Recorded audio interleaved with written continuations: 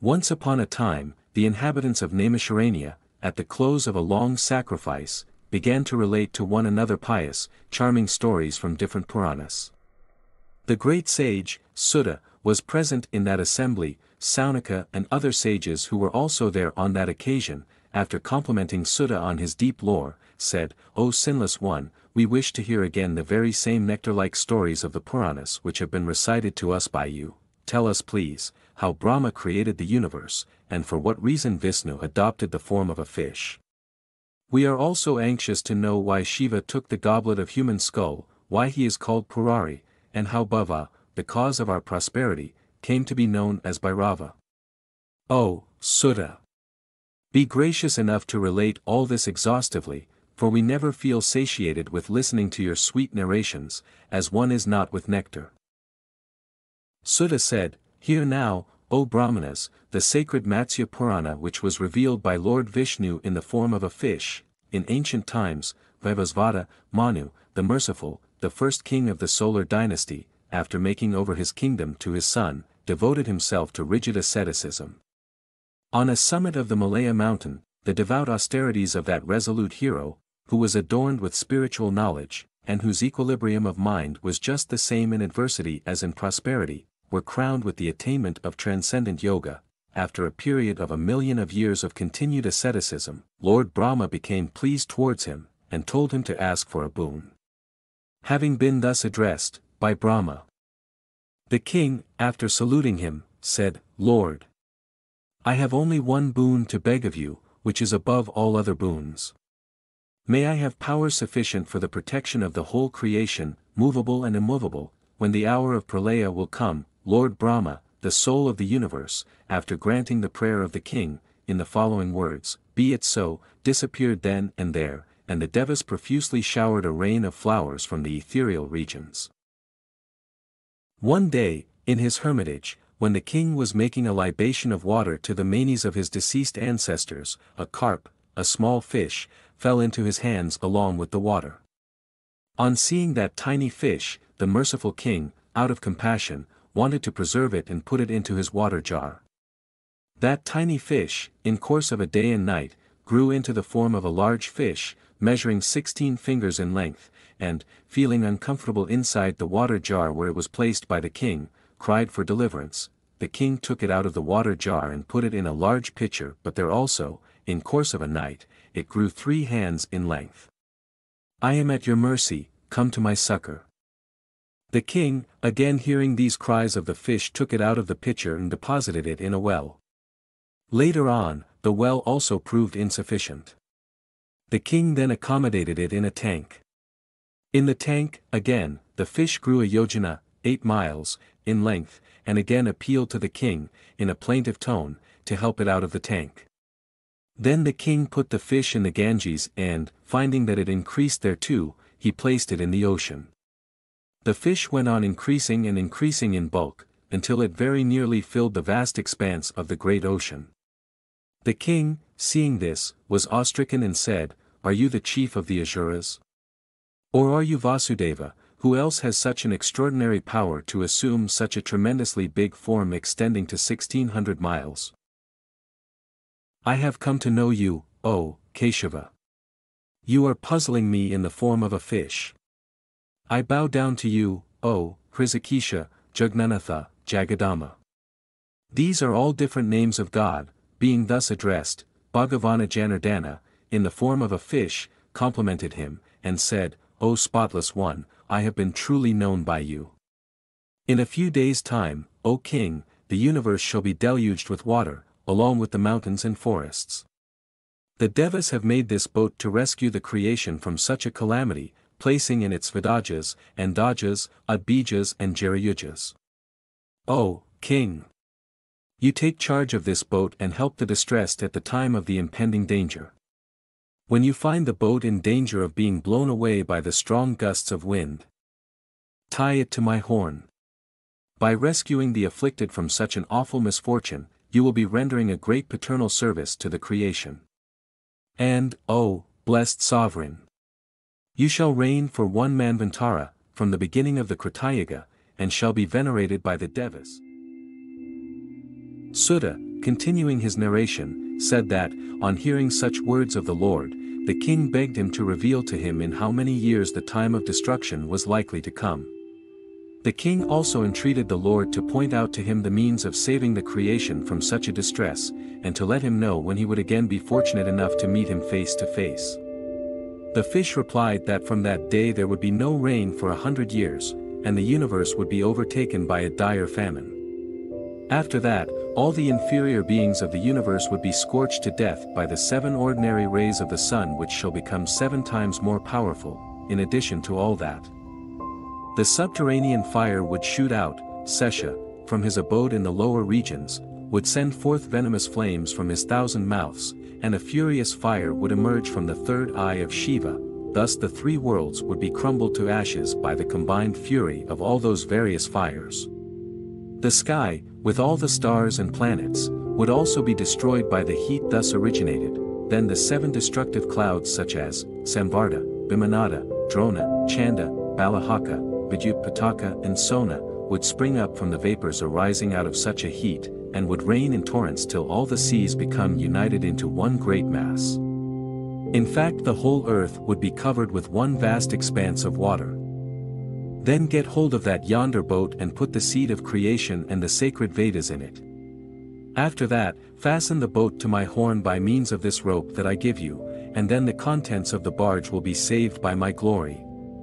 Oh, pious one! When everything will be destroyed, your good self, the moon, the sun, myself, Brahma, the sacred river Nirmada, the great sage Markandeya, the sacred Vedas, the Puranas, the god Shiva, the various sciences, will alone be saved, and the reign of King Chiksusamanu shall terminate with the coming partial dissolution. At the beginning of the recreation of the universe which would follow the period of destruction, I shall propagate the Vedic knowledge. So saying, he suddenly vanished away, the king, till the time of dissolution, of which intimation was given to him by Lord Vasudeva, engaged himself in the practice of yoga. At the commencement of dissolution, the Lord appeared again in the form of horned fish. At the same time, Shisha, the serpent king, appeared before the king Vivasvata Manu in the shape of a rope, and the king, through his yogic power, collected together all living beings and put them in the boat.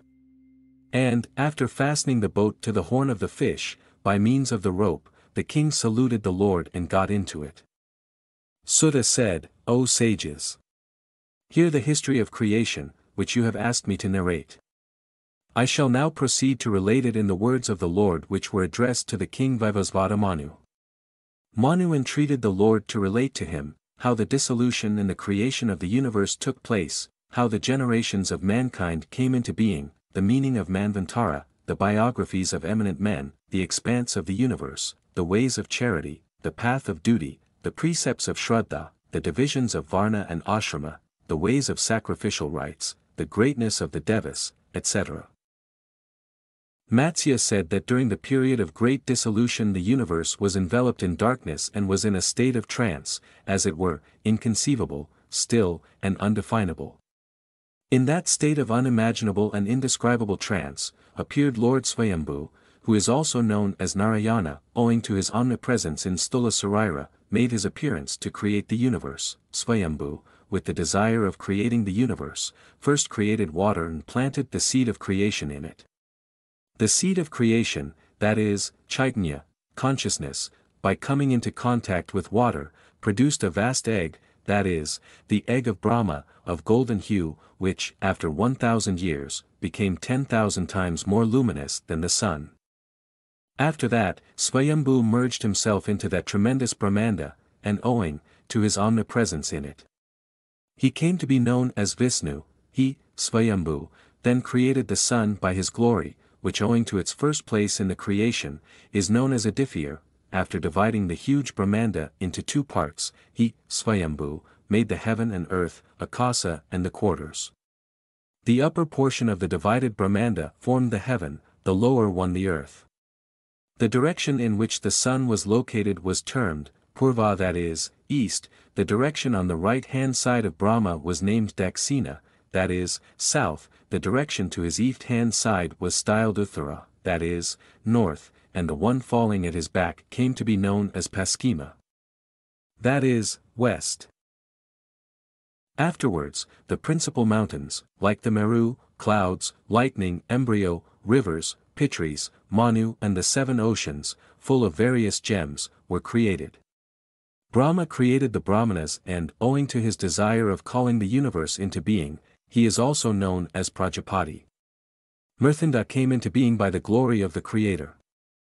The sun, owing to its flashing out of the Brahmanda at the time of its breaking, that is, being divided into 2 parts, is known by the name of Mrthinda, and the image of the Creator, Brahma, the 4-headed deity, who is full of the element of Rajaguna, came to be called as Mahatman. The same common cause of the universe who created all the devas, demons, and mankind is known by the name of Brahma, who is full of Rajaguna and who is also styled Mahatsattva, or Brahma. The king asked the Lord, how Brahma created the universe and the reason of his having 4 heads. The Lord Fish replied that first of all Brahma practiced devout austerities, whereby were revealed the sacred Vedas, together with their complements and supplements and the meters. The oldest of all sastras was first recollected by Brahma, the eternal Brahman, in words, with its 10 million elaborations. After that, Brahma revealed the sacred Vedas and the sciences of Mimamsa, Nyaya, etc., together with the 8-fold proof. Inspired with the Vedic knowledge, Brahma became conscious of his supreme potentiality and through his desire created the 10 sages, who are known as the Manasar sons of the Creator, such as Marichi, Atri, Angira, Pulastya, Pulaha, Kratu, Pracheta, Bhrigu, Vasistha and Narada. In addition to the forementioned 10 sages, the following came into existence from the various limbs of his body, without having any mother. From his right thumb appeared Prajapati Daksa. From his breast Dharma, from his heart Cupid, from his brows anger, from his lips greed, from his intellect delusion, from his egoism arrogance, from his throat glee, from his eyes death, from his hands the sage Bharata. These are the 9 sons, O king, and the 10th was a girl, called Angaja. At this, the king Vivashvata Manu said, Lord, I have understood that intellect begot delusion and egoism begot arrogance, but what is intellect? The Lord replied that the presence of the 3 attributes, such as sattva, rajas, tamas, in equipoise, form the prakriti. The same prakriti is also known as pradhana, avyakta and maya.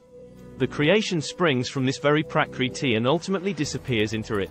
By a disturbance in these attributes, the same one form manifested itself into 3, as Brahma, Vishnu and Maheswara. Similarly, the presence of the 3 attributes in unequal parts begets Mahatattva, which is also known as intellect. Egoism sprang from the Mahatattva, and the 5 organs of perception and other 5 organs of action originated from egoism. These are the ears, the skin, the eyes, the tongue, the nose, the anus, the male and the female organs of generation, the hands, the feet, the speech. The 5 organs of perception produced words, touch, form, flavor, and smell, and the 5 organs of action brought forth emission, happiness, talking, walking and speech. The mind is reckoned to be the 11th organ, as it helps the faculties of intellect and action in their respective operations. The minute molecules of all the organs form the substratum for the individual soul that lies enshrined in it, and it is for this reason that the frame within which lies the asylum of the individual soul is known by the name of subtle body. The individual soul, by coming in contact with this atomic body, is called corporeal. The mind, propelled by desire to create, starts the work of creation. The subtle element of sound brought ether into being. Sound is the only attribute of ether. By a concussion in ether, came forth wind, possessing the qualities of sound and tangibility, and the subtle element of tangibility produced brilliancy, which caused water attributed with sound, tangibility and form. The earth was produced by the potency of the subtle element of liquidity inherent in water, and it has the attributes akin to water and also of the subtle element of fragrance. The Mahatattva, which is formed by the 5 subtle and primary elements, is called the Vijnanmaya causa by the Vedantins. Buddhi, i.e. intellect, is another name for the same. The man possessed of this 25th element enjoys and suffers. The body therefore comprises the 26 elements, and the individual soul, which is subordinate to the wishes of the Lord, closes the list of the elements that make up the human body. Lord Brahma created the universe by the help of the above enumerated elements, and Sankhya, which is one of the 6 systems of Hindu philosophy, is so called by Kapila, etc., because it enumerates these elements. Lord Brahma, after creating his Manasar Putras, was not quite satisfied with the work of his creation. He set about devising some plan which would carry on the work of creation and would relieve him of the task. With this view, he began to invoke Gayatri. After some time, the goddess Gayatri, known under different names, such as Satarupa, Savitri, Saraswati, Brahmani, etc., appeared in the form of a girl from the half portion of Brahma's body, who at the first sight mistakenly took her for his daughter. Afterwards, the creator, seeing that form of exquisite beauty, was fired with love and repeatedly uttered, "What an enchanting form!" At this, the Manasar Putras of Brahma, that is, Vasistha, etc., taking Savitri for their sister, began to express their feelings of seething indignation and contempt at the attitude of their father, Lord Brahma, but he was so much absorbed in love that he did not heed anything in the least. Brahma continued uttering, "Oh, what an enchanting form! Oh, what an enchanting form!" in his love for the goddess Savitri, and the latter, after saluting him, began to circumambulate him in reverence. Brahma fixed his gaze on Savitri and could not distract himself from her. As she was circumambulating him, he felt shy of turning his head each time to her direction, as his Manasar Putras were standing close by. He therefore created 4 heads, each pointed to a direction, in order that he may see Savitri undisturbed, without having to turn his head each time in course of her circumambulations. Seeing Brahma in such a condition, Satarupa went to heaven with the Manas sons of the Creator, and as she was traveling towards heaven, Brahma put on a 5th head right on top, which afterwards he covered with his long matted hair. This is how Brahma came to have 5 heads. After this, Brahma lost his powers that he had acquired by practicing asceticism, owing to his not controlling his mind and falling into the snares of Cupid. Then Brahma dispersed his sons, after directing them to carry on the work of creation. The sons of Brahma, in obedience to his instructions, set themselves to complete the work of creation, and afterwards they took leave of Brahma with salutations. Brahma, fired with passion in her company, married Satarupa and began to pass his days in enjoyment inside a lotus. He enjoyed the company of Savitri for 100 years, and after a long time Manu was born to them. Manu, thus born, was Svayambhu Manu, who, owing to his close affinity to Brahma, is also called Adipurusa, the first man. The progeny of Svayambhu Manu multiplied considerably, and the Varahas are among them. Shvarachisa, etc., the 7 Manas, and another set of 7 Manas, Autami, etc., altogether the 14 Manas, belong to the family of Svayambhu Manu. "O, King Vivashvata Manu," said the Lord, "you are the 7th of the last set of Manas." Here ends the 3rd chapter dealing with primary creation.